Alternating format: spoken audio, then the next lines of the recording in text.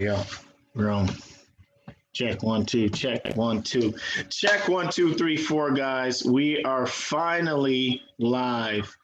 We want to apologize for the inconvenience. We have been on trying to figure out this whole restream thing, and we just kind of canned it because everybody seemed to have their own little issues. And so we just want to jump back to what we all know and deal with. We're going to do some Zoom today. So, guys, make sure you guys share this to all your friends.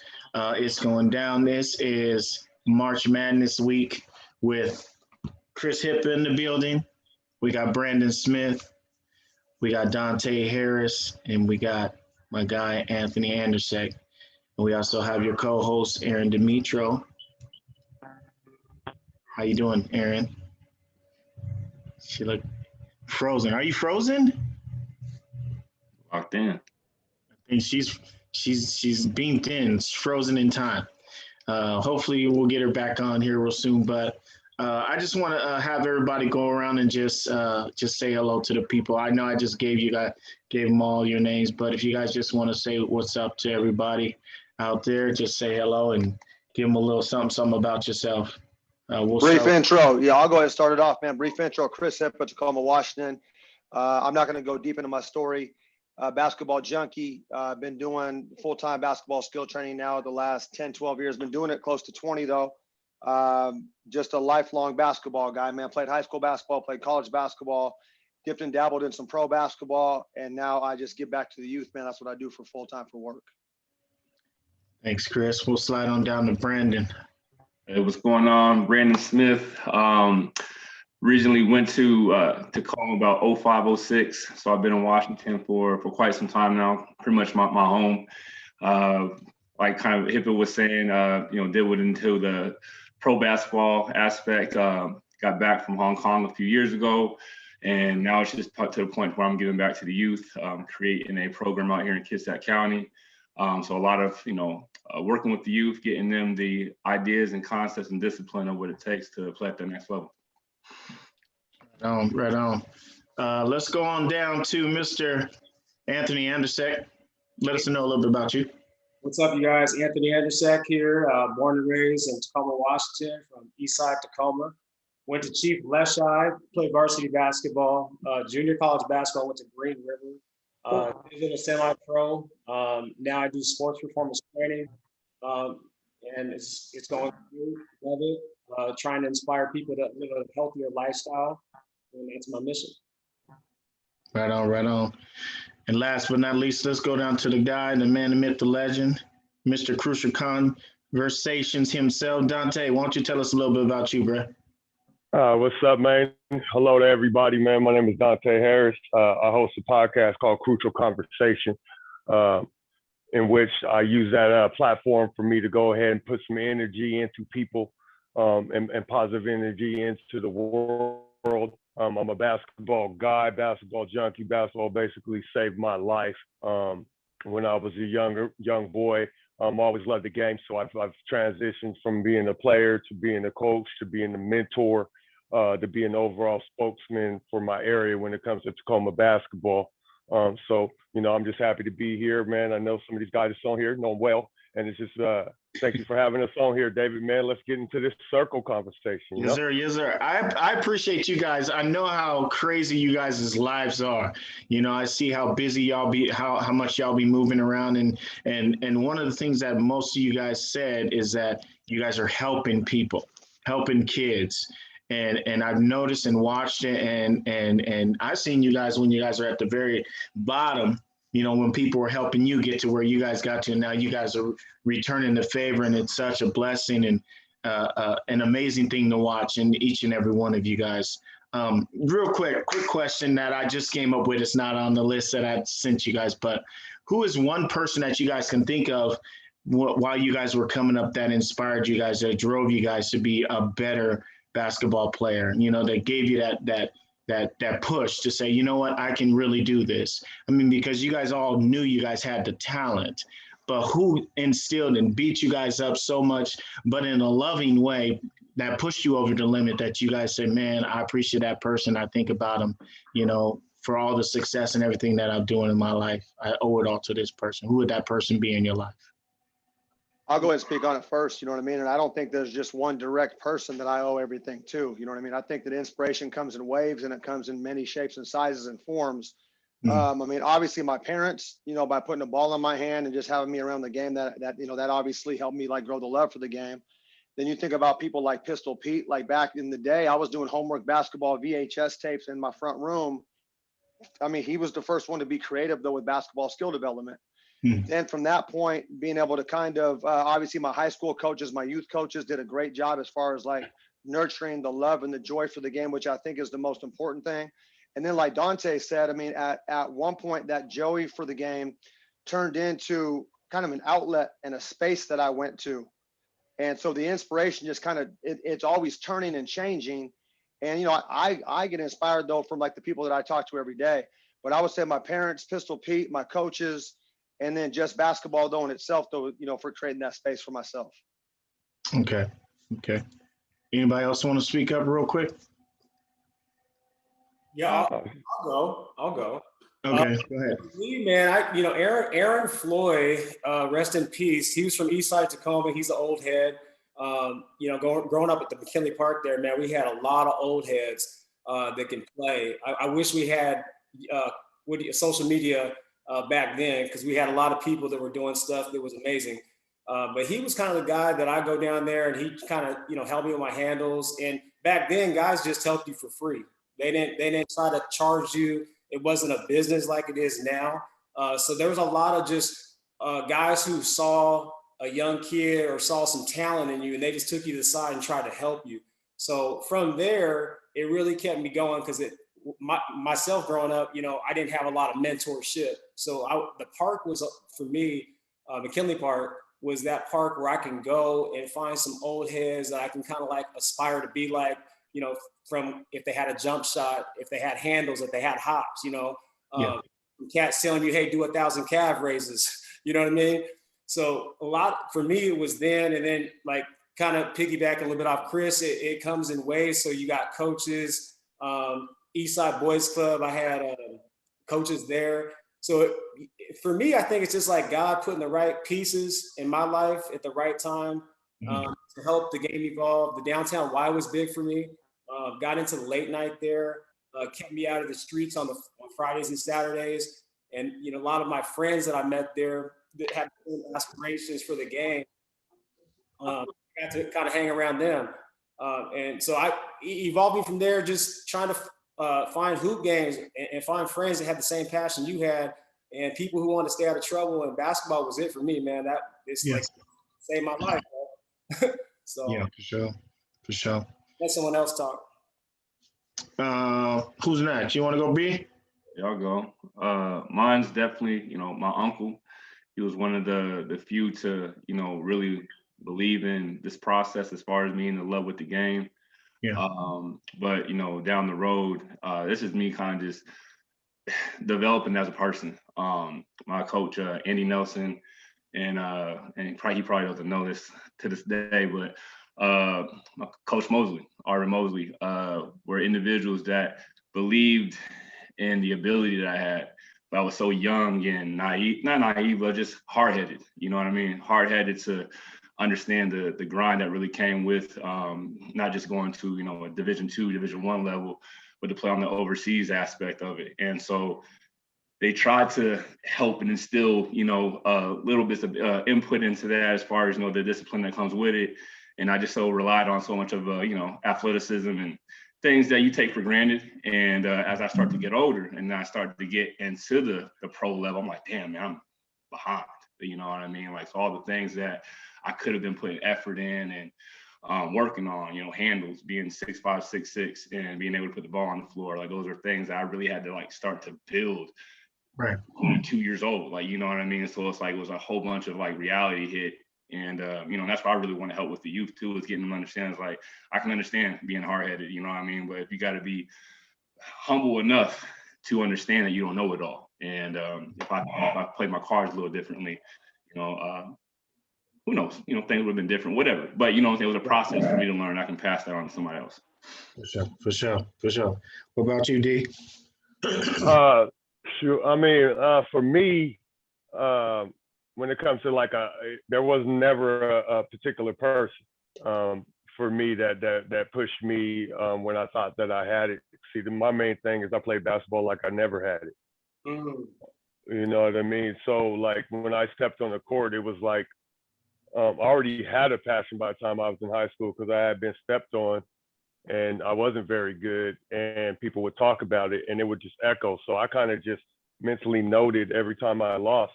So I didn't need anybody's inspiration because I hate losing that bad. Yeah. So I had to figure it out myself at a young age. So personally, that I didn't have one person that pushed me to where they elevated me to a level. It wasn't just be one person. There's anybody that ever beat me, whether it was 21 101, you beat my team in 4th grade, you beat me when I was at Al Davies. Anytime I seen you at any place, I was trying to destroy you. And that mentality that's just the way I played. I wasn't a highly skilled guy, but it was just my heart, my passion is the way I played. When it comes to people that helped me once I had that passion and poured something in, first person that comes to mind is a coach by the name of Percy Carr, my JUCO coach. And he basically just told me that he believed in me. He was recruiting me, and people told him not to recruit me because I was a hothead, which was far from the truth. You can't, very far from the truth. And he ended up recruiting me, man. I moved down to California for 2 years, and he showed me how to challenge some more of that energy and that anger into actually turning into a basketball skill, which is my best skill. And is playing with passion and playing hard. I mean, that's my skill set. I'm not a jump shooter. I'm not a rebounder. I'm not a defender.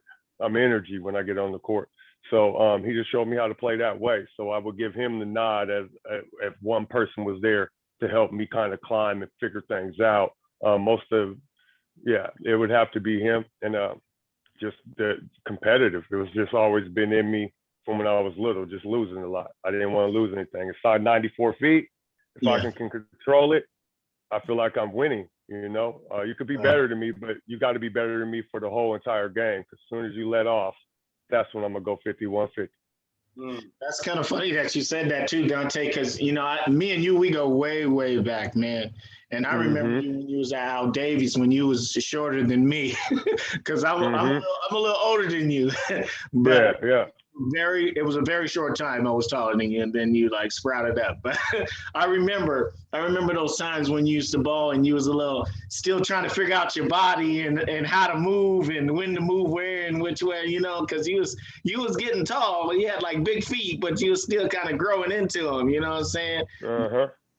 I just had a question about you guys' favorite place. Where's that one place that you guys know that you guys call home when it comes to the hoop? Is there a specific court that anytime you step on that court, your money, where's it at? Where would it be? Like, where would it be at? Like, where's that spot, that one spot? I know, Chris, I know yours is on the north end. Man, mine is every court that I step on, man. Don't get it twisted. You know what I mean? Like, don't box me into one court in Tacoma. You know what I mean? Because I just remember I ran through all them courts. On the north end. You know what I'm saying? I ran through all them courts, man. I can't just say one, but you can say Basalt, Candle, East Side, South Side, West Side, Hosmer, wherever, man. You know what I mean? But I would say, like, if I spent like some influential time as far as like influential years, I spent at the downtown YMCA. Like the downtown YMCA were like influential. Like I grew up playing at Pearl Street just because that's where I kind of lived, and I went to hunt, so we used to always walk there. Right. But as far as like the influential years, like Tony, spoke about late night, like going to late night, but then being there every day after school, you knew going to downtown late night, you were going to play against grown ass men. You're going to play against grown ass men. You're going to play against college players. You're going to play against the best high school dudes. And even when I got done playing college basketball, like even from like 24 on, I mean, and Tay, me and Tay played on a bunch of teams at that time. Like the downtown Y was our home. That's where we practiced. That's where we played games. That's where I go to lift. That's where I go to sauna. That's where I go to run hills. That's where I spend a lot of my time. I would say like the downtown Y is probably the most influential court. Although, like I said, you put me on court, I mean, I'm hooping, you know what I mean? So, but the downtown YMCA was the most influential as far as like me as a player, I think that I grew the most, and that's where I would call home. If you had to put me on the YMCA, it would be my home court. That's a great answer, man, because I didn't know that. I never knew that, Chris, because I know you from obviously from Stadium because we went to school together, but I remember you from, Vasalt and all the Eastside courts. And I went to any court they were hooping. Yeah. But those are the ones that I remember seeing you at. I'm saying right. Yeah. At Stadium, I remember seeing you at those courts. So that's what I was kind of thinking you were going to go. But that's a great answer. Great answer. Anybody else got a different court? Because I think I've seen probably all of us at YMCA. Those downtown YMCA short courts were it, man. Yeah. That was the grind, man. Yeah. For me, probably McKinley Park, Wrights Park, and then just right through downtown Y. Those are the trios. That was the whole trio. For sure. What about you, D? Yeah. I mean, of course, the downtown Y. That's where you got it in at. You know what I mean? We used to call down there. And talk to the people at the front desk and ask them who was in there. Yeah. If they was worthy opponents, we would my brother and I, we sliding on them. You know what I mean? Trying to take over the court. We won it, and so of course there. But for me, where I really home for me has always been Mount Tahoma High School. Always has been. Okay. Always has been. The underdogs, baby. The underdogs. All right, T-Birds. All right, T. Yeah, you know what it is. Y'all know what it is. What about you, B? I think the common denominator is definitely the downtown Ys. But with me going to school at TCC and the kind of plug that we had with Bally's before it got closed down. Oh, okay. Bally's was a spot where probably the most influential part for me, really learning and crafting my game, because I had a lot of opportunity to have the gym to myself. And then, when runs did come in, started to get a little bit more competitive, when IT, got to UW and started to become a little bit more competitive there. So I got a lot of a learning curve, at least from the wing standpoint, on developing my ball handling. So I got a question for y'all too. I mean, I got lots of questions, but this one is just on one-on-one aspect. Who was the one person that you guys can remember playing against that gave you the most fits? Oh man. I got two to come to mind, and I conquered them both. Okay.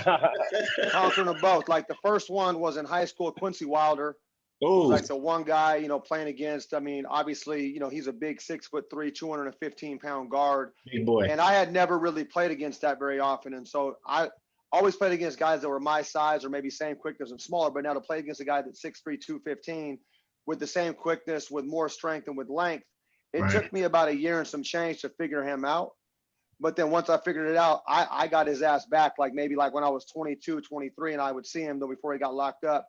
And then also Ron McMahon at the downtown Y, though, playing against a quicker, feisty, smart little guard when he first came to the town. And I played against him it took me about 6 to 8 months to really, the big thing though, not even physically, but mentally getting to the point though where I wasn't going to allow him. Not saying that he punked me, but he had this mental edge over me.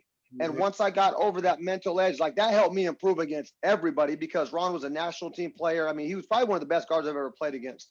And so those two guys, Quincy Wilder and Ron McMahon, they gave me the most fits, but I conquered them both, and they challenged me and helped me improve. Awesome. Yeah. Great people too. Good ones. Yeah. Anybody? Go ahead. I'll go. Yeah, Ron. Yeah, that's funny. Chris said Ron.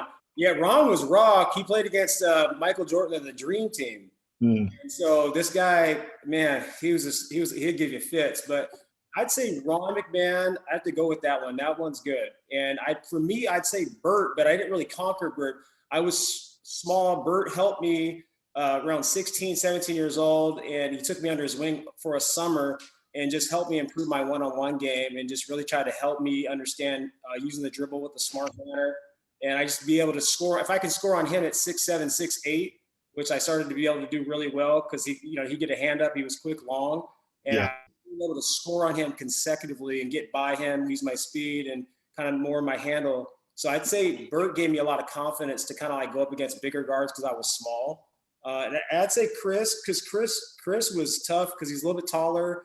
He was smart. He can get his shot off, and he knew how to use screens extremely well.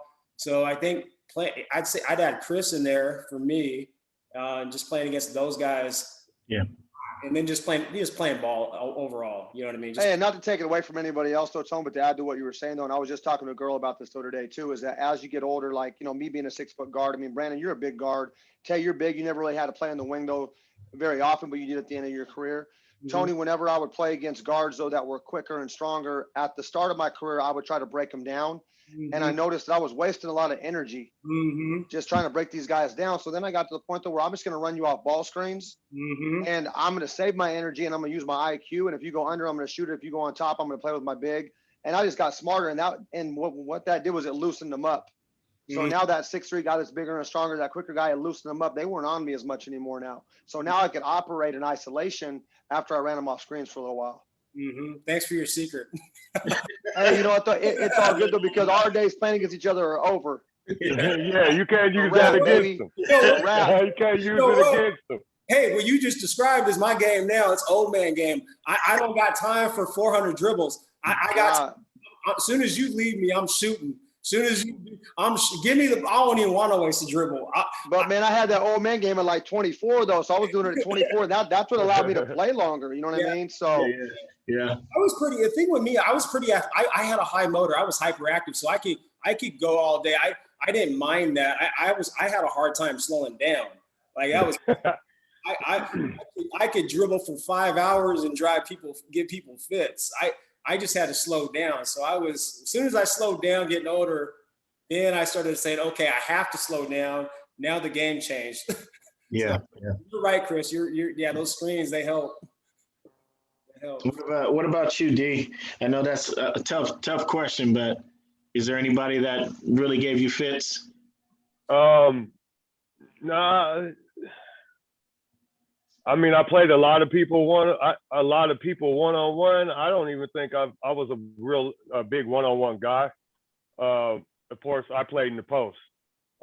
So big men are hard to find when you're talking about playing one-on-one. And then I was a tweener too. So if there was a big guy, he would, let's go with a big guy I played often. Let's go with Big Lou. All right, now Big Lou Brown, baby. Big Lucius, man, was a big guy, man. Yeah, Lucius was a bruiser, though. You know what I mean? We both played the same position, but he was a more physical guy. So the contact that he would give me was tremendous because he's 6'8". You know, we're close to 280 pounds. You know what I mean? And me being 6'9", 6'10", and 220, that's what the weight discrepancy there. But so, I mean, that was tough, but I just took them on the outside. And then when guys are smarter than me, I just took them on the inside. So most of the time I always had a mismatch. So one-on-one, I used to win most of those battles. I also played my brother Jonathan one-on-one inside about 15 feet range. And that was, I think he was really tough for me to guard, but I used to challenge him every day. I used to go run, go get my shots up. He'd be waking up. And I'd be like, we going one-on-one, and I would try to guard him every day until I was able to guard a guard off the dribble. And then I just start challenging everybody. I mean, I've played almost any of my friends, I played one-on-one just because if we're sitting there and the ball's out there, start dribbling, it's going down. So it's just, so I played Hyppa, full court one-on-one, off the dribble. Hey, that was probably the best thing for you at that time.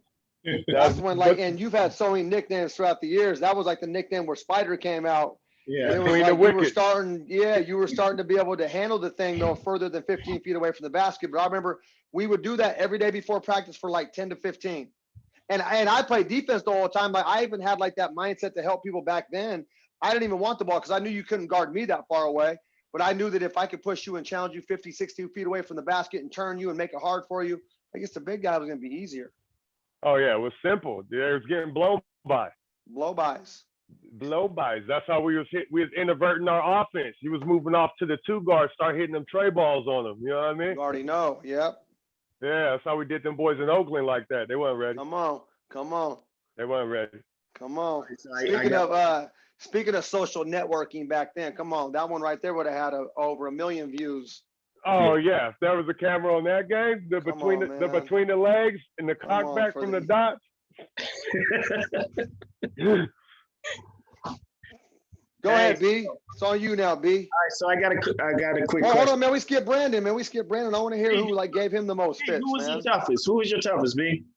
Man, to be honest, and this is me learning to be on the wing, was Donald Watts. I think he really exposed me, not just not being able to guard him at that point, but understanding that someone that tall, and we were about the same height, and the things that he could do, like I was like seriously from a skill standpoint behind. And that him busting my ass really helped me understand, like, damn, okay, I have to figure this out, and so my ball handling for me was like everything. Like I'll do ball handling way before I even put up shots, and shooting was my number one part, to my game at that notion. But you can't just rely on being a shooter. You got to be willing to put the ball on the floor. You're always gonna be waiting for it, and so being able to see how he was able to, manipulate and work me kind of, I hate to say that, but it's real talk back then. But it helped me though. It helped me, overall. And then I have to say, another player that was tough was probably Trey Simmons. Just how quick his release was, being able to guard somebody for release that quick. Yeah, for sure. So You have a quick release. Let's think about this real quick. Who was? Let me think. So the question I had for you guys was, let's take. You guys are going to. You got the Hoop Fest. You're in the finals. And you got you got these three guys standing across from you. Who's your two players you're gonna pick up to give you the advantage over these three? So understand what I'm saying. Like, for example, Chris, it's you versus Brandon and Tone. Yeah. Who's your two you're gonna bring to give you an advantage over these three? I mean, I'm only going to speak on guys that I've actually played with though before and won with though before, because obviously I went to war though with certain guys, but like two guys that I spent, played college ball with, and two guys that I played a lot of pro-am with and rec leagues with and traveled with and played Hoop Fest with, probably Jimmy Anderson and Q Nolan. Okay. You know what I mean? Like those two guys, because they know what it takes to win. You know what I mean? Now Q might give up some weight though with Dontay. And we're obviously going to have to find out how we're, I probably have to guard Brandon, and I'm going to have to just do the best job I can to just just disrupt him at all times. You know what I mean? Jimmy and Tone will go head to head, but we would have to spread them out, and we would have to beat them by shooting threes. Like we would have to just make more twos. You know what I mean? Jimmy would run the point. Me and Q would get our twos off. I think that'd be the only way that we could beat this three, because they would try to take us down low. Just like Dontay said, he has a big guy, he tries to pull him out. He would take Q's ass to the block. Brandon would probably try to take me to the block, which is going outside of what he wants to do. He wants to play in the perimeter and shoot three. So we already kind of got that mental game there. But we'd have to hit twos. Like we aren't going to beat them by pounding the ball inside. But those two guys, though, I would feel comfortable going to war with. And even if we lost, though, I would know we gave everything, to have a chance to win. Good answer. All right, B, who you got? Man, and it's just. And you can't say LeBron, dog, or like, you know what I'm saying? he got KD.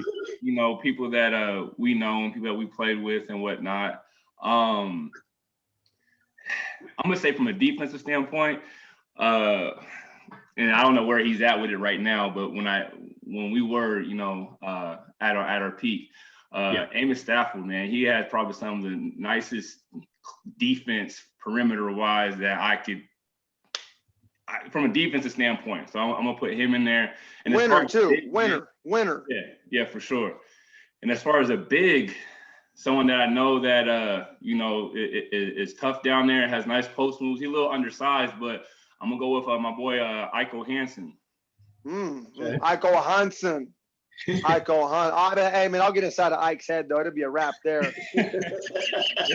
Kill. You already know I'm gonna get inside of Ike's head. Ike's gonna start forcing it. No, but I feel you though. Ike's a good guy in the block though. Okay. All right, and who you got? Getting Ron McMahon. I'm getting Trey Simmons, and I'm gonna get Lucius now. Damn, dog. I'm about to say, man, disconnect him from this, man. Yeah, he wild. I'm saying, like, man, you got to bring a squad that you played with before. You can't bring no fiction, man. No. There's a lot of guys we could probably pick from. I'm pretty true to the heart So I would have to go with my old school homeboy, Chris Garman. You guys know who Chris Garman is. Chris, you might know.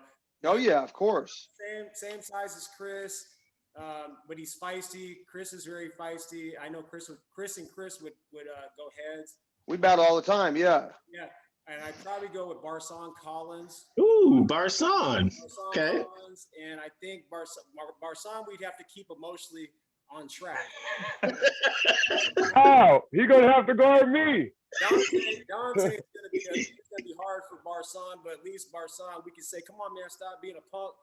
Put some weight on him or do something. You got to get him going, but he's got a good enough size. He's got a little bit of handle. Flash. He can pull up for a jump shot, and he just got a good body type. Yeah, for sure. He said pretty good handle. Barson had a handle, good. Barson can handle that thing. No. Listen, I grew up with Barson. Barson couldn't dribble. Barson couldn't even play hoop until he was about 16, 17. He sucked. Me and Chris used to work with him in Finley Park. He got good. He became good. Everybody has to become good. Well, I'm saying, Barson used to have that old school like Eastside, or like East Coast. He used to have that East Coast. By the time he was about 21, he was good. He was ready to go. His brother, Darren Valentine, was there from New York. Darren, that game. Game, and Darren was the one that really kind of flipped me on to that East Coast game in terms of just clowning with the ball, really, to be honest with you, because they lived down the street from me. But Darren would pick on Barson and really just say, man, stop being a little punk, and really trying to help him. So I think Barson was like, big bros, you always try to live up to your big brother. But he got in his brother, man. Me, Chris, and his brother, man, we was just on him at the park playing a one-on-one, and we just played games. And that was our crew. That was who we'd go to the parks and play against.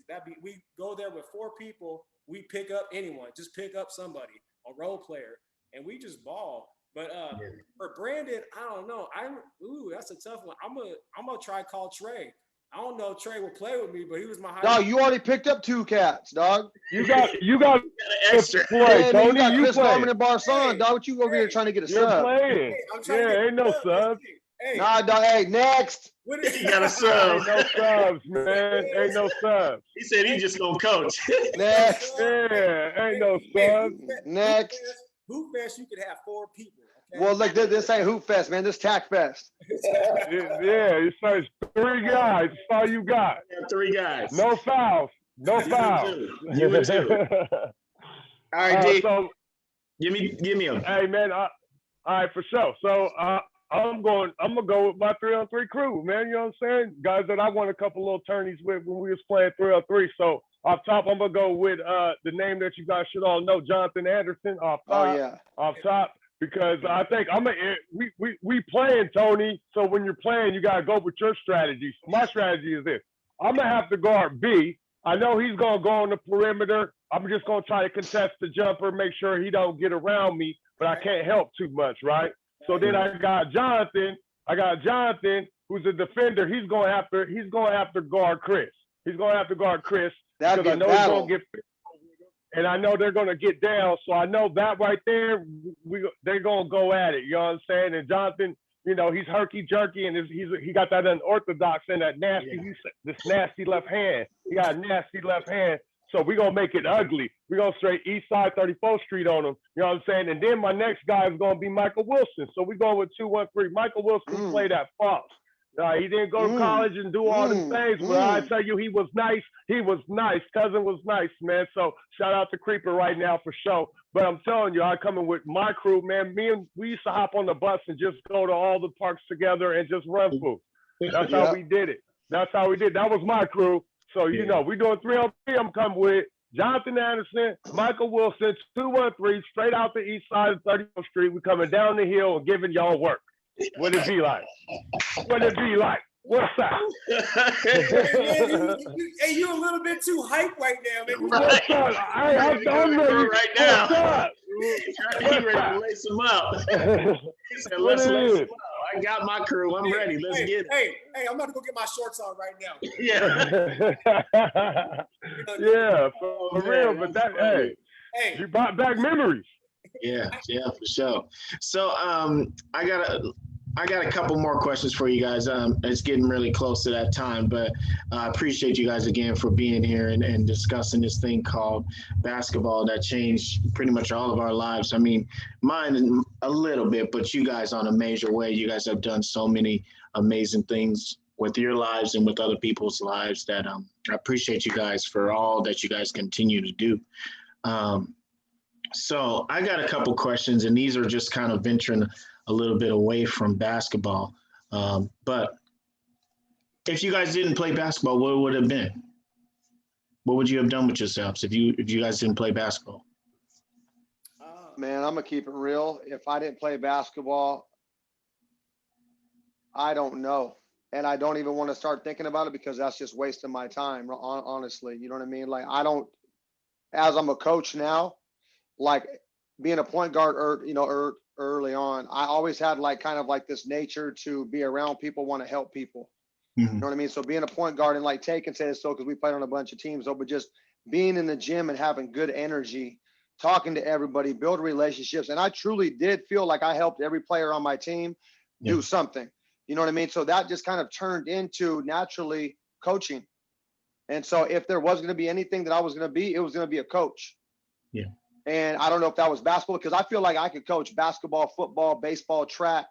I would have to learn the ins and outs of the craft and the skill of that sport, though. But I believe that I can inspire, I can motivate, and I can challenge you in any sport that you're in. So I'd probably be a coach, though, because that's something that I always naturally did when I was around players, whether it be football, basketball, baseball. I was always a guy that led. Always. I never wanted to fall from behind. So that'd be one thing that if I didn't play basketball, man, I would have coached. Awesome. And I'm doing it now. So yeah, for sure. Anybody else want to step up? Sure, I'll go. Okay. I'll go. I mean, when you ask that question, it's difficult for me as I, similar to see Hip over there dancing with wolves. But No, the thing is, you know what I mean? The thing is, I have to think of the question to really answer that, I would have to the only way I can answer that is think about it if I didn't even touch a basketball, which is hard to do for me because basketball is basically in my DNA. You know what I mean? I picked up a basketball early, and it wasn't even the fact of being good. It was the fact of even dribbling the ball was therapeutic to me. You know what I mean? When I first was real little, I was be outside by myself, being a natural introvert, just dribbling the basketball. I didn't even have a hoop, but I would dribble. So removing that from me, I think that would just eliminate me coaching right now. And where I played, it took me to amazing places. I've seen the world because I played basketball. I've been to different countries. I've met so many different people. So remove all of that, man. I'd be an artist.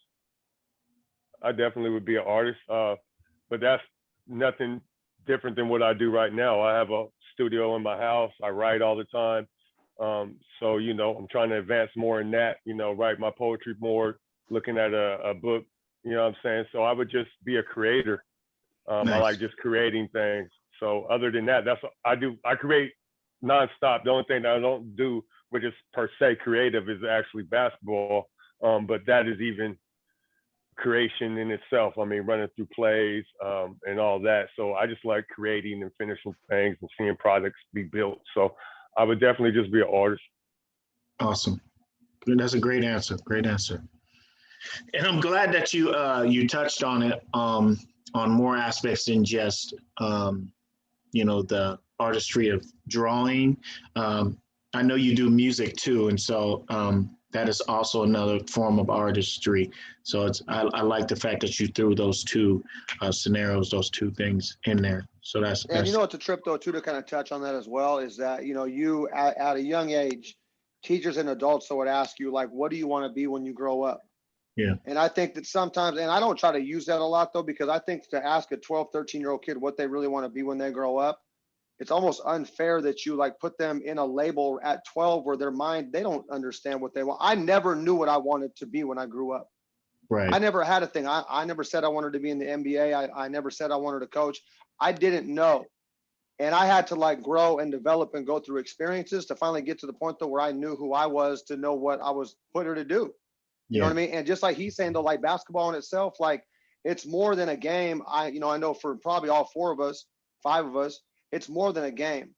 Like it is a space that we went to when things weren't good, when things were bad, where like Dontay is saying, we bounce the ball just because it makes us feel good. You know what I mean? And then from there, we created our life though through the space of basketball. Yeah. It's just like, so when you ask that, it's like so hard to think about what would I be. I really have no idea. Yeah, it's a whole nother space. It's like removing part of you. You know what I mean? Right. Like it's Shit, part if of not my. all of you. That's my. It's my personality. My whole personality is built by actually playing that game and being around basketball. You know what I'm saying? So a lot of relationships, all my closest relationships with anybody outside my immediate family has something to do with basketball. You know, so it's just tough when you look at it that way. And there's people that I've known for a long time that have to do with music also for 20, 30 years. But those are the only two things where I have long-term relationships with people that I consider some family and others associates. I don't do friends though. Not to intervene again though, but Tay, though, you said this though, like all of my best friends, every single one of my best friends that I look at as being my best friend were people that I went to war with on the court, that I played with, that I won with. If I won with you, you were my dog, and like those are some of my best friends that we share common bonds that I share with nobody else. Right. You know what I mean? And like Tony, we have our own relationship. Brandon, we have our own relationship. David, we have our own relationship. Obviously, my deepest relationship in this thing is with Tay, because we have been through battles and we have been through wars. We've been through ups and downs. We've won together. We've lost together. We've cried together. We've done all that stuff together. And it's just my best friends come from that. They come from like being on the ultimate goal to win basketball games and go through the process of that. And those are my deepest friendships right there. True. All right, what about you, B? And I just, like I said, to answer that question, it's tough because you really got to put yourself in a whole different box. But I think it just goes to show you like how vital this game of basketball is for individuals. You know, it's their definement. You know, they're able to create so many different concepts and ways of, you know, lifestyle for themselves. So for me, with this game, you know, if I wasn't into basketball, it would probably be sports for sure, whether it be football, whatever have you. But you know, and then music too as well. You know, I do music. That for me, it's fun. You know what I mean? I don't take it too serious. Don't get twisted. You know what I mean? But I like having fun with the music too. But if I had a true passion in, I probably would go that way. But I've been so invested with this game, and it's, you know, blessed me with opportunities to be a business owner, to, you know, have our own gym and do so many different things, and man, to where it's like it's hard to even envision life without it. And I just think that just kind of shows you the value that this game really can do. I mean, it can open doors for you, take you to different countries, introduce you to people that are going to be able to look out for you down the road, you know, and you know, colleagues and such. So like I said, it's very hard to answer that question just because I feel everybody on this panel here, man, like it's been their life. You know, it's molded us to where we are now, with lessons in life, the things that you learn from the game. So, not the answer I probably want to give you, but I mean, that's just being honest. Like, it's hard for me to like kind of break that apart. For sure. And let me hear it, Ant. What you think, bro?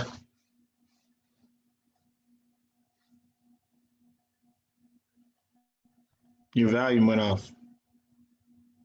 I can't hear you. Tony, the muted us. Did you mute yourself? Oh, there you go. Yeah. So basketball's evolved me. You know, shoot, man. Okay, so I'm gonna answer it like this. I'm just gonna go hindsight. Basketball has done everything in terms of where I'm at now. I think for me, looking at what I like now, because I wanted to take basketball so far, I would probably be a physical therapist, because I love sports, I love activity, I love how the human body worked. I was doing like calf raises, I was stretching when I was young. I was just curious about the body. So I'd probably be a physical therapist or a doctor if I had the right educational influences early, but I didn't. And so I think that's what I would have went into, is physical therapy, or try to be a doctor and started that process really early. Yeah. Okay. Well, I got a few questions for you guys, and they're all pertaining to a specific individual. I have 4 specific questions that I wanted to ask each of you as, you know, coaches, players, you know, men. and I'm gonna start with. I'll go ahead and start with. I'll start with you, Brendan. Um, so your question is, young lady comes up to you, just got finished losing a game, and she asks you,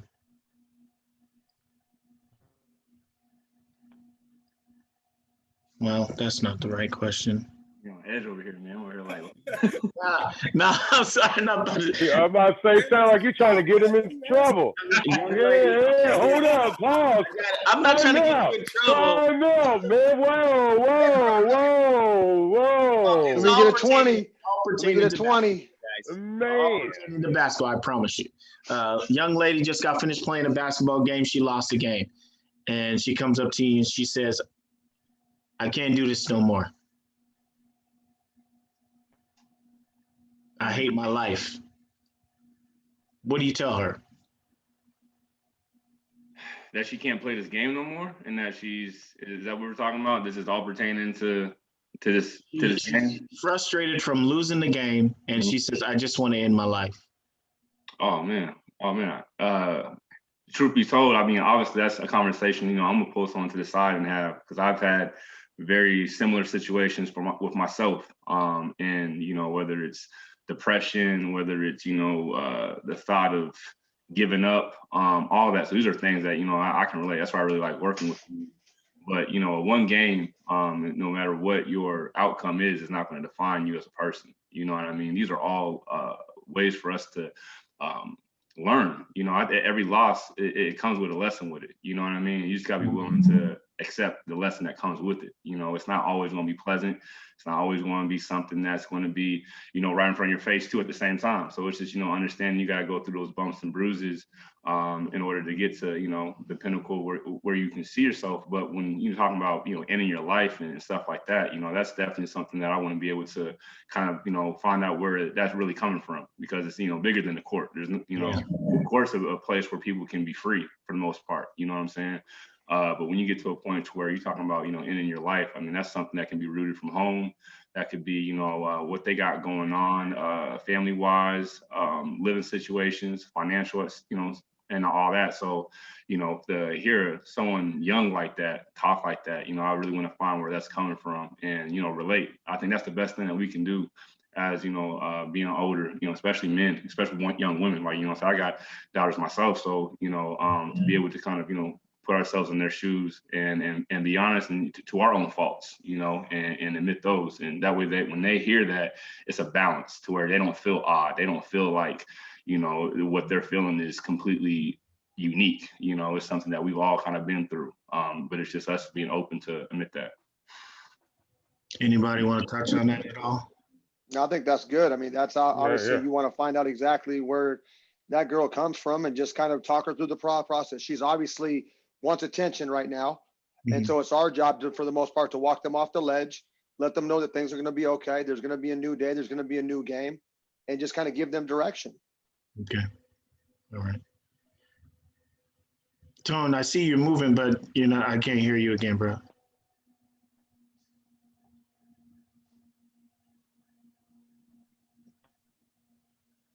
Are you there?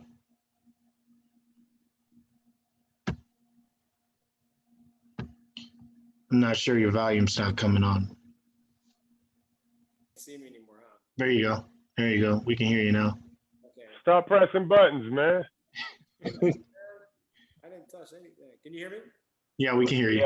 Yeah, we got you. You can't see me though, right? We can see you. We can see you too, bro.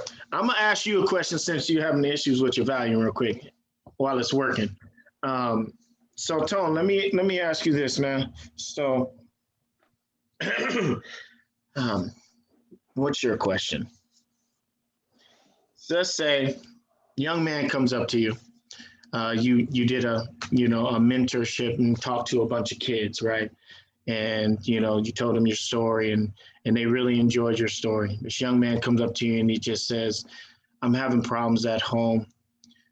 My parents hit me. I can't hear you again. Dagnabbit. Parents what? they put their hands on me? Well,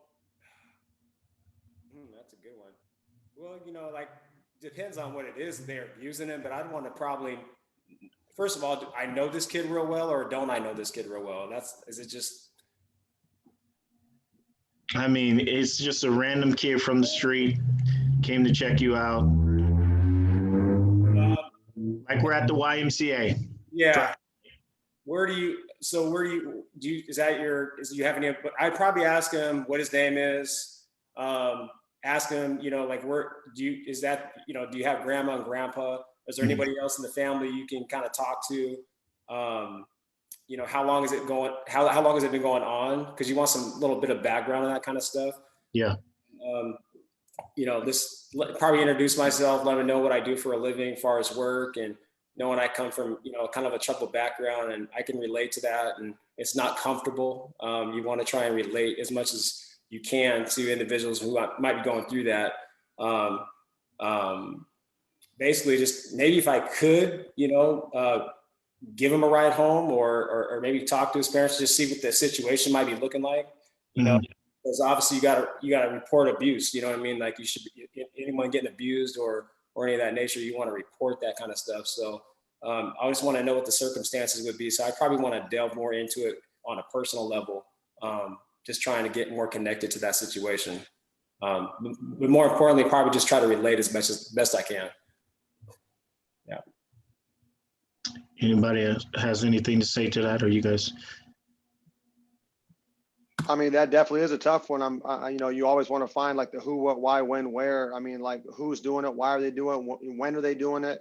And try to find out and get them to talk a little bit more about it. I mean, I think that one thing, you do want to report it, but sometimes reporting it early, or it may provoke more anger and more abuse. You know what I mean? So, like Tone said, you kind of want to find out more on a personal level what's going on, but at the same time, you don't want to just dive right into their family. You might want to seek, though, just like you said, to go talk to somebody, though, in their own family, to see if it can be dealt with, though, in house. You know what I mean? So, and then I think the best thing you can do is just probably try to stay in touch with that kid. Is try to stay in touch, and let him know that you're here for him. And if he needs to reach out, though, as far as to talk or to vent, to reach out. But I mean, there's nothing indirectly right there that you can do to like save it or stop it, but you can more or less just lend your support. Yeah, for sure. All right. Well, next question. I'll just throw this one at you, Chris, since me and you probably been around a little bit longer than everybody else around here. But so let's say you just done another, weekend with the kids, and this young person comes up to you and just says, "I don't have anywhere to live. I've been staying at the shelter, and I really need some help." What do you say to this kid? I mean, that would be the same thing. I mean, asking them, you have nowhere to live, so you're at a shelter. What school do you go to? Do you have any family in town? And if you do have family in town, how can we get in touch with them? So if we can find a safe situation for them right off the jump, though, with family, then let's try to put them in like hands of like family that you would think care about them. But I mean, right off the back, you have to be interested. You have to let them know that what they're saying is important. And obviously I'm not going to spend my whole day trying to help them, but I'll do whatever I can do, though, with the time that I have, to make sure that I can assist them, especially if they're trying to reach out. I mean, our job and what we've done is we're trying to mentor and give back to kids, and that's giving information. And so if a kid is reaching out, I'll do whatever I can do to try to find him a stable situation with the time that I have to, just make sure that he's safe and he can continue going to school and continue playing sports. You know what I mean? My job is to inspire and impact kids. And if I can help that kid, though, by making an impact, by getting him in a safe place, that's my job. Yeah. Good answer. Good answer. Anybody want to touch on that? No, it's pretty dead on. That's what you try to do as someone who, as an adult, you do that as someone who is in a position to try and help. And I think that's kind of what I think with relating to sports and the positions that a lot of us are in or come across, is that if you can help, you help. And you do it with a good heart, you do it with the honest integrity that you can, and just do the best you can by the people who come across you. So, no, that's well said. This is my last one, D. This one is for you, bro.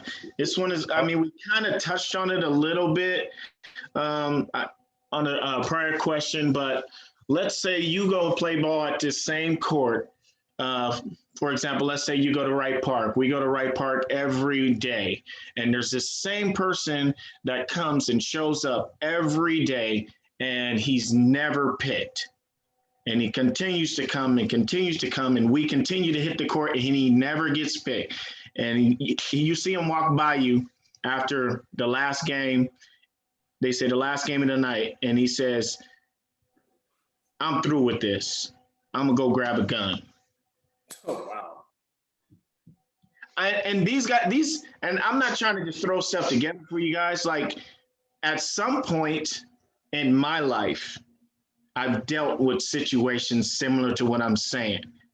We've all kind of heard about this stuff happening. I had a friend of mine, and I'm not trying to put it out there, but I'm going to. I had a friend of mine that used to play ball and wanted to play ball with all the best players at Stadium High School. And he never would get picked when we have pickup games. Eventually, he got to a point where he shot himself in the head at school. Damn. And this is real life. I'm just saying, like, I'm just throwing these out here so that we can talk to the people and just let them know that, hey, these things do happen, but we are here to try and let you guys know there are better ways to deal with these situations. Can I go? Man, don't be taking my question, man. Hey, man, go. Tell me when to go. Yeah, calm down. Go ahead. I'll pass it to you. Go ahead. No, I'm messing. Go. How do you handle it? Don't ask for the ball and don't shoot. Okay, you know what I'm saying, Tom? Come on. Don't ask for the ball and don't shoot. I ain't gonna give it back. Chris co-signed, so I gotta go now. No, man. First of all, you put out some real serious stuff. You asking a question, then you go to an extreme. You know what I mean? The best thing you could do is try to allow that person to really truthfully feel that you care and that you're really trying to listen to that person in a crisis, man. Because like I deal with stuff all the time in my line of work, and basically when you can look someone in the eye and really truthfully just say, hey, man, what you're feeling, what you're going through ain't worth it, and life's tough, and you're really trying to put them on the level of saying, hey, man, there's another day. You know what I mean? And the words may not come all right the way you're asking us right now, because circumstances are different. And I'm sure that if the circumstances were going that way, you probably most likely are going to say it a little bit differently based on where you're at and what's going on. Yeah. You're trying to make the best connection that you can with that person and get them out of that mindset so that they can see some light at the end of the tunnel. That's my thing on that. So. Yeah, I mean, let me go up into this, man. I mean, first and foremost, man, if he doesn't get picked up and then he's basically threatening that he's threatening suicide, he's suicidal. So let's go directly in, and we need to get this young man into some counseling off top. That is above my pay grade. There's people that go to school for that. But what I do know is that when you're dealing with somebody that is that extreme, the only thing that I can do is give them that support at that moment. I'm an energy guy, so it would have to be something of the nature of what comes natural to me. You know what I'm saying? I can pick up on the vibe of a person, but if you're talking about killing yourself over the game, it's not basketball that makes you want to kill yourself for not getting picked, first and foremost. It's not basketball. It goes in deeper than that. It's something that's been embedded in you, and that's been a struggle within yourself on some self-love, and now you're on some self-harm. So that's a hatred that goes in deeper. And if you're going to kill yourself over something of not getting picked, your whole mind frame needs to be rewired, honestly. Because, I mean, and these are things these are people that slip through the cracks. Yeah. When people aren't paying attention. This is my mission. This is my mission in my life, is to reach people that people just don't seem to pay attention. That person in the room, and there's 30 kids, but there's the one over there in the corner. I was that one over there in the corner, see? So I know what it feels like to be that one, to not even want to be seen. You know what I mean? So the thing about that is, like, those type of kids have to be caught early, because those type of kids turn into adults, and those type of adults are the adults that's out here getting into situations. You know what I mean? And we can go deeper into that, you know, into a criminal history. But if that was to happen to me tomorrow, what I would do is, first of all, I'd have to bring the person aside and give them some support, just spiritually first. Spiritually, I have to give them some support on that end, because you're talking about ends in your life, and we'd have to have a conversation about, is it basketball just not getting picked, or is it a cause of not being accepted? You know, that, you know, and I understand that, but now let's talk about being accepted. You know what I'm saying? Now that's a whole nother conversation. Let's move basketball out the picture. Let's talk about this exception thing is the problem. Now, when you go and you commit suicide, now it alleviated your pain, but now you just passed on that same pain to the next person that loved you, or some next person that's closer to you. You're just handing down more pain for that person. Yeah. That's selfish. Don't do that. You know what I mean? But I definitely have to put them with some people that actually specialize in that, some great counselors and things of that nature. And then I would support them through that process, help them get them there. You know what I mean? Give me a call, whatever. We can talk about that. And then if we're really talking about this hoop thing, hey man, if you got the balls to go ahead and pull a trigger and kill yourself, you should be playing basketball harder than that so you get picked. If you want it that bad, then go get it. See, people get soft and they bail out. Don't bail out. What do you mean? You're scared to play. Look, they'll pick you up if they see you over there working on your game. What you doing? Sitting over there pouting? You know what I'm saying? Let's take away the whole suicide thing. People do this all the time, man. They spend their whole life talking about how good they want to be at something and never give no effort to try it. Scared to be uncomfortable. You're scared to be uncomfortable. You got to get uncomfortable to get good at anything. Then you got to get your reps up. Then you got to put people around you that believe in you. You need your own cheering squad. If you ain't got one of them, be your own cheerleader. Tell yourself that you're going to be good. Start putting in that work. Because if you put in your work, you can't fail. And if you do fail, if you know you put in the work, it don't sting as much. It don't sting as much if you know you put in the work. It's the people that never do nothing and they're 40 years old and they calling me like that, man, just amazing things, man. You just get that, and I'm like, man, I'm trying to do some more stuff. I'm going to try to go do some more stuff because I haven't had it, man. I'm living life. I'm trying to go get something. I'm pursuing something else. You know what I'm saying? If I fail, I'm going to go do something else. And if I want it bad enough, I'm going to keep doing it until I get it. You know what I mean? That's the way I live life. So I'm just trying to push that positive energy so we get those people that get in the room and they're talking about killing themselves and they're talking about hurting other people and they're talking down about people and that bad energy. I try to remove that. And it's best to remove it early. It's like a cancer. You cut it out early, it ain't going to kill you in the long run. If you let it fester and it keeps coming, the next thing you know, you got a problem on your hands. And it could be a female, it could be, you know what I mean? It could be female, male, different energy, different races. You know what I'm saying? That's why you got them angry people that go out here and they doing all this shooting. Then you got scared people out here doing the same thing, shooting because they scared. Shooting because they mad, shooting because they scared, man. It don't take a genius to pull the trigger, but it takes somebody where their minds ain't right not to do it though. You know what I mean? So, I mean, that's just real, man. The whole essence of everything that I'm doing right now is to stop letting people slide through the cracks, and more people need to be speaking up and speaking some positive energy. Because somebody obviously would have to slip through the cracks all of a sudden. You're not getting picked up in 505 and now you want to kill yourself. Something else is going. We need to check the support group. Where do you live at? Who are you talking to every day? What are you listening to? What are you putting inside your mind? What are you eating? Have you ate? Where do you sleep? These type of things that we need to figure out off top. For sure. Anybody else want to touch on that? No, you know, everything that Dontay said, man, was, you know, right on, especially when you talk about, you know, the energy. Like if you're willing to, you know, I mean, no one here's ever done it, you know, as far as the suicide aspect of it, we won't be here to talk about.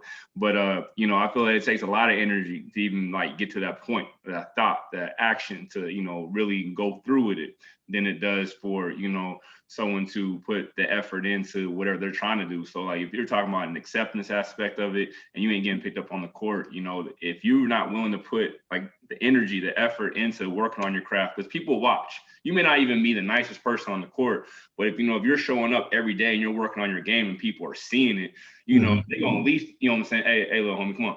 You know, they're at least gonna give you that. But if you're, you know, sitting and you moping and, you know, you ain't showing nobody that you can do it. And then if you get on the court with the hooper, you can't even relate. You know what I'm saying? Like your game won't even relate. You know, so you're asking for acceptance with people that you may not even be able to relate with because of the effort they've been putting in. You haven't even been able to display it. So I just think, you know, it's the energy concept to where, you know, where you placing your energy at, you know, and I think it takes a lot of focus to, you know, to commit something like that in your life, because like he said, you're not just affecting yourself, you're affecting your downline, your family, your kids, you know, everybody that's associated with you, you know, and I just think that is, you know, like he said, hit it on earlier, you know, so I appreciate the work that you're doing, Dontay, with the youth and, you know, trying to call it out, you know, earlier the better. For sure. Chris, you want to touch on it? You good? I mean, I don't think there's anything else to be touched on, honestly. Okay. I would just be saying the same exact things. Yeah, for sure. But all that being said, guys, I just, you know, I just thought I'd change the pace just a little bit and get serious. I mean, basketball has done so much for, you know, all of us. I mean, even for myself, you know, at times when I didn't necessarily want to be around all the hardships of being at home, you know, I grab my basketball and run outside and hit a court and shoot a couple, you know, hoops. I was doing it yesterday with my son. I don't know if y'all seen it. It's the same thing, you know. It's an opportunity for me to create something with my son now, you know. And when things aren't going necessarily the way that you want them to go in the confinements of your four walls, you know, a lot of us led to that. You know, a lot of us grab that basketball and it takes us away from that time, you know, those rough times or whatnot. I remember, Dontay, I think you did an interview with somebody and you was kind of sharing your story, how basketball took you away from all the hardships of your life coming up. And I remember that. I remember that very, very clearly. I think same with you. I think you was actually doing an interview with Anthony.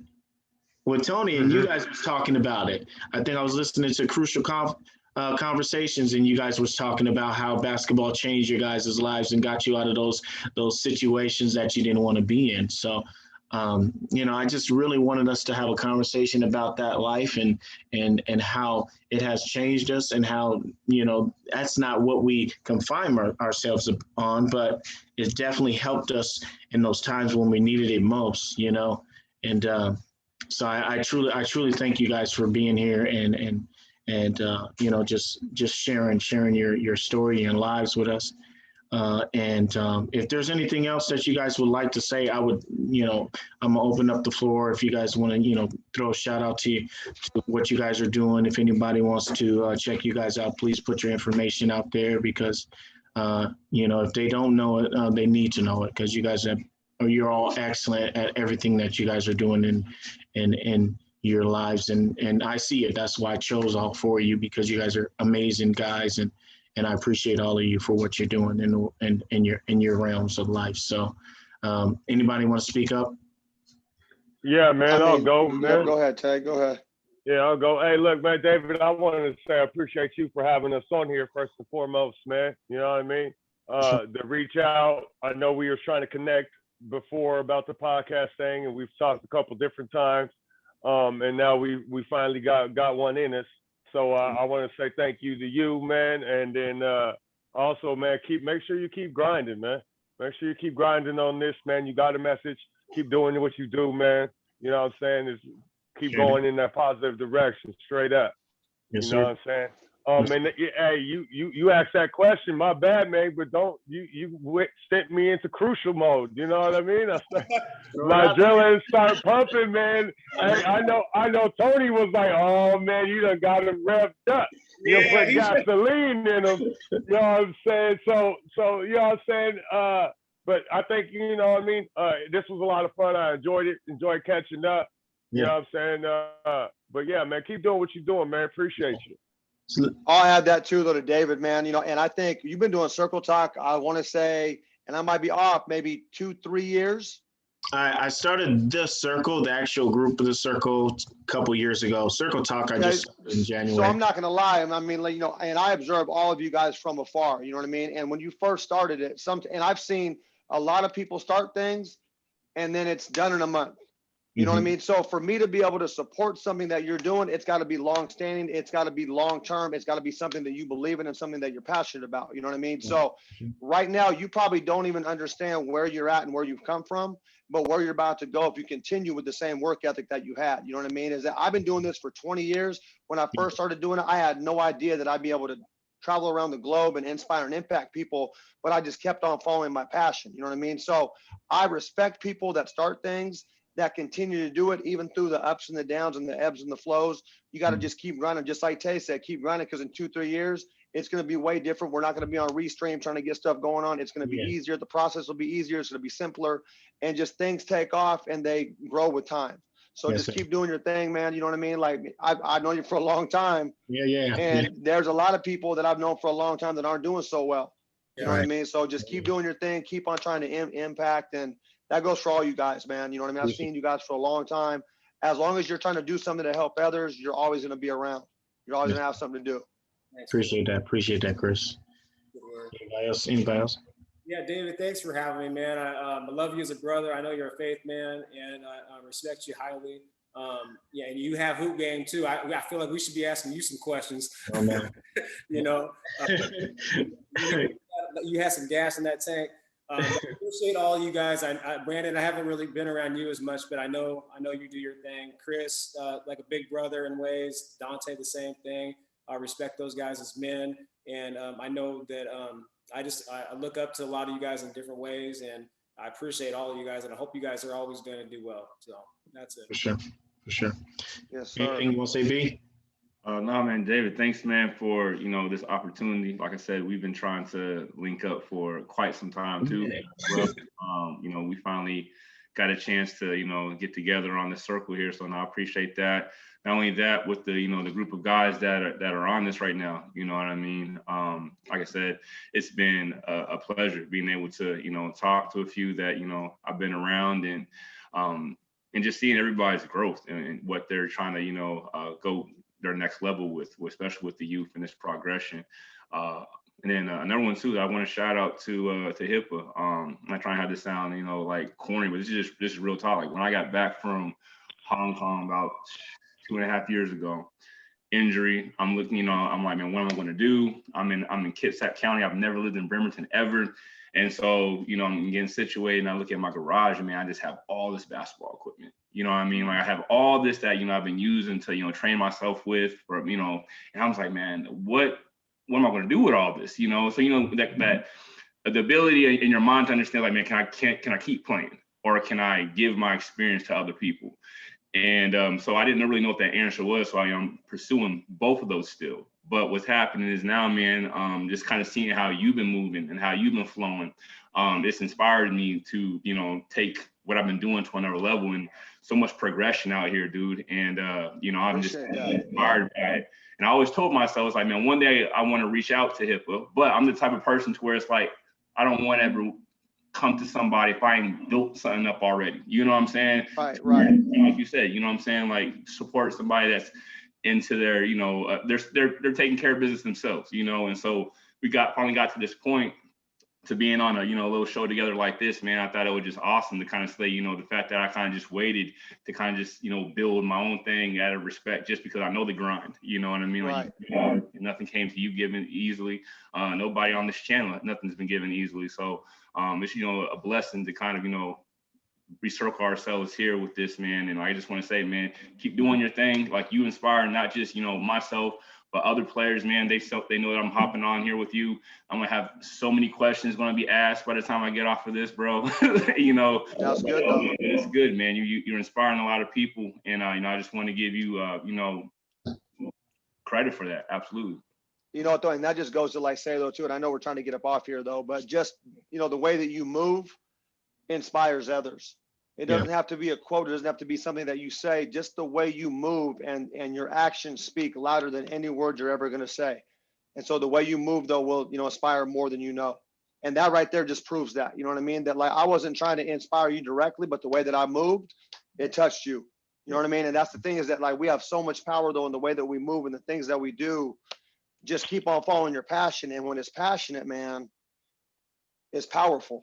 Yeah, no, Yeah. absolutely, man. And I be telling the kids, are like, yeah, man, me and Hyppa spent time on the court. Like, Oh yeah. they don't believe this. Like, they're like, no. Ah, And I was like, okay, you'll see.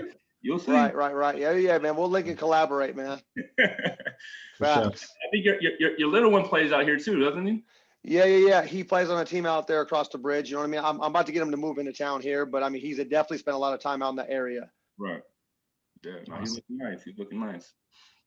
Well, hey, this concludes our conversation on March Madness week. We didn't even get into March Madness, but we'll have to say that for next year or something like that. But Save that for the analysts. yeah, Hey, Man. about this March Madness though, man, is that this is one of the few years, and this is what I want the young players to understand. This is one of the few years where Kentucky ain't in it, Louisville. I mean, you look at these big programs, Mhm. none of them are in it.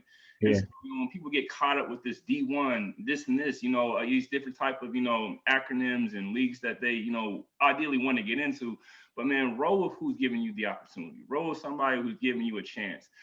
Because like I said, you look at this, one of the first years ever, man, that these big schools aren't even in it. Mhm. I just want these young guys to kind of really understand, man, if someone's giving you an opportunity to play this game and further your education and your development in this game, man, roll with it. Because I mean, how many players, like you look at Steph Curry from Davidson, you look at Ja Morant from Murray State, like these aren't top schools, you know what I mean? But their play in the league is on another level, so a little caveat to that, that's all. Opportunity. The opportunity is there. You got to take advantage of it for sure. So, all right, guys, I appreciate you guys again. You guys are amazing. I appreciate it. Hopefully we can do this again, have a conversation outside of being online. Thank you again. Thank you guys for watching. Whoever's out there watching, please make sure you guys share this. Let your friends know, like it. From the Circle Talk, we got Chris Hyppa, Brandon Smith, and Anthony Andrisek, and my guy, Dontay Harris. We out of here. Y'all have a wonderful rest of the day. Peace. All right, y'all. Crucial. Crucial.